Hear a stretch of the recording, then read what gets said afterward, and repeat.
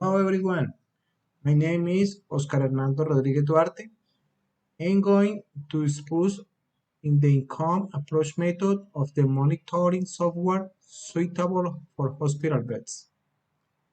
Given the importance taken by the intellectual property and the value of the intangible assets within the company, this method of income allows us to perceive a sum of cash will become the basis of sustain the methodology of research and development.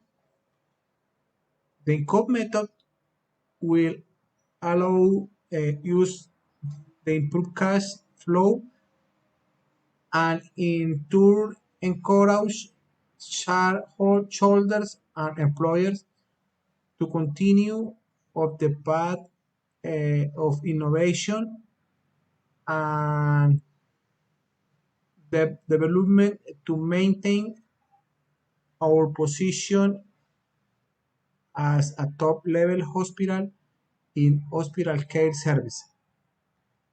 The use of intellectual property in other healthcare institutes should allow us to receive additional income for our investigation and development development.